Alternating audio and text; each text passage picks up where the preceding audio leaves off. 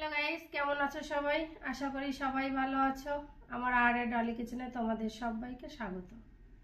আজকে আমি তোমাদের জন্য আরো একটা রেসিপি নিয়ে এসেছি সেটা হলো তেল কই করার জন্য আমি এখানে কই মাছ নিয়েছি টমেটো পেস্ট করে নিয়েছি আদা রসুন পেস্ট করে নিয়েছি পেঁয়াজ আমি পেস্ট করে নিয়েছি এখানে শুকনো লঙ্কা পেস্ট করে নিয়েছি কিছু পেঁয়াজ আমি কেটে নিয়েছি আর এখানে কিছু গুঁড়ো মশলা আছে ধনের গুঁড়ো জিরের গুঁড়ো আর এখানে কই মাছ নিয়েছি কই মাছগুলো দেখো কত বড় বড় সাইজের 20 পিস আমি কই মাছ নিয়েছি এবার এই কই মাছগুলোকে ভালো করে আমি লবণ হলুদ দিয়ে মেখে নেব আমি প্রথমে 1 চামচ হলুদ দিয়ে দেব তারপরে 2 চামচ লবণ দিয়ে দেব দিয়ে ভালো করে আমি কই মাছগুলোকে মেখে নেব আমি কই মাছগুলোকে ভালো করে লবণ হলুদ দিয়ে মেখে নিয়েছি এবার আমি 10 মিনিট রেস্টে রেখে দেব আমি মাছগুলো ভাজার জন্য এরকম একটা প্যান নিয়ে নিয়েছি প্যানটা গরম হয়ে গেছে এবার আমি তেল দিয়ে দেব তেলটা গরম হয়ে গেছে এবার আমি মাছগুলো এক এক করে সব দিয়ে দেব দিয়ে ভালো করে আমি ভেজে নেব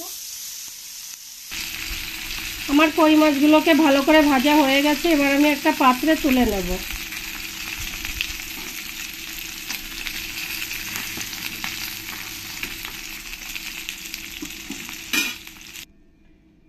পরের মাছগুলো আমি এই একই রকম করে ভেজে নেব খুব সাবধানে দিতে হবে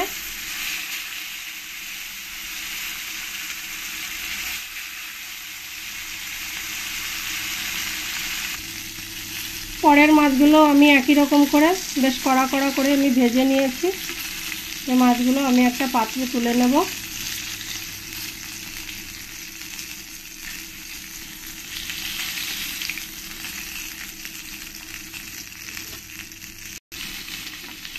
আমার সব মাছগুলোই ভাজা হয়ে গেছে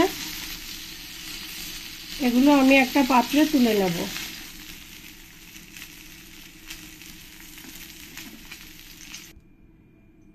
আমি এখানে একটা কড়াই নিয়েছি কড়াইটা গরম হয়ে গেছে আমি তেল দিয়ে দেব আমি এই তেল কইটা সরষের তেল দিয়েই করব তেলটাকে একটু ভালো করে আমি গরম হতে দেব তেলটা ভালো করে গরম হয়ে গেছে এবার আমি এর মধ্যে 1 চামচ জিরে দিয়ে দেব আর দিয়ে দেব কিছু গোটা মশলা তেজপাতা শুকনো লঙ্কা এগুলোও দিয়ে দেব দিয়ে ভালো করে আমি নেড়ে দেব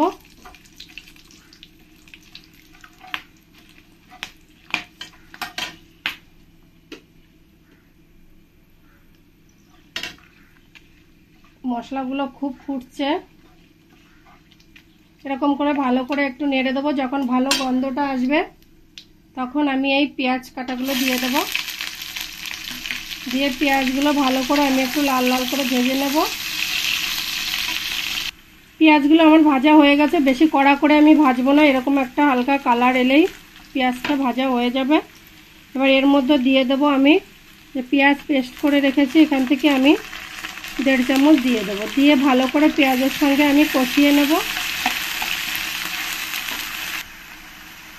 এবার দিয়ে দেব আমি 1 চামচ আদা রসুন পেস্ট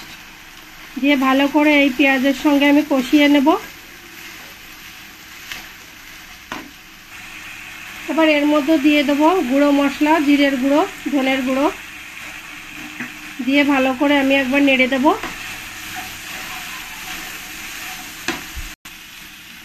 এবার এর মধ্যে দিয়ে দেব টমেটো পেস্টটা দিয়ে আমি ভালো করে নেড়ে দেব নেড়ে 2 মিনিট ধরে ভালো করে আমি কষিয়ে নেব এবার এর মধ্যে দিয়ে দেব আমি যে শুকনো লঙ্কাটা পেস্ট করে রেখেছি এই শুকনো লঙ্কা পেস্টটাই আমি 3 চামচ দিয়ে দেব কারণ তেল কইটা একটু ঝাল ঝাল হলেই বেশি ভালো লাগে খেতে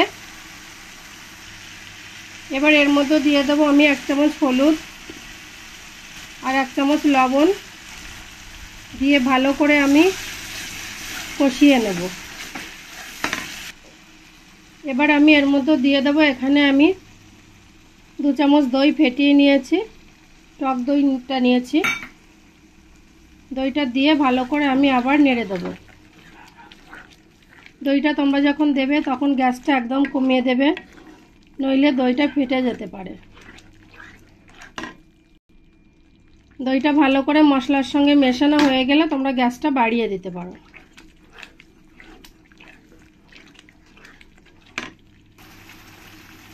এবার আমি এই মশলাটাকে কিছুক্ষণ ঢেকে দেব মিডিয়াম ফ্লেমে। গাইস, আমার মশলাটা দেখো ভালো করে কষানো হয়ে গেছে, উপর দিয়ে তেলটাও ছেড়ে দিয়েছে। এবার আমি জল দিয়ে দেবো।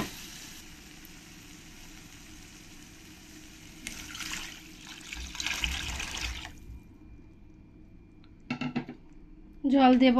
জলটা দিয়ে আমি গ্যাসটা বাড়িয়ে দেব। জল দিয়ে আবার আমি ঢাকা দিয়ে রাখবো, যতক্ষণ জলটা না ফুটবে ততক্ষণ আমি ঢাকা দিয়ে রাখবো।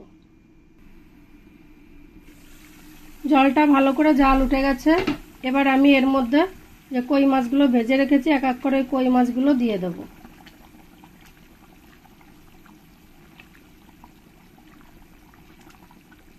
সব কই মাছগুলোই দিয়ে দেব।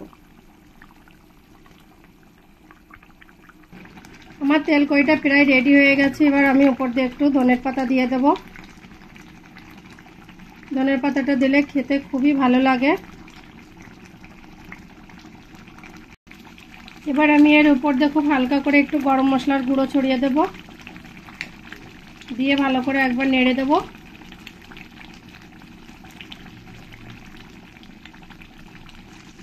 আমার তেল কইটা পুরো রেডি হয়ে গেছে। এবার আমি একটা পাত্রে নামিয়ে নেব।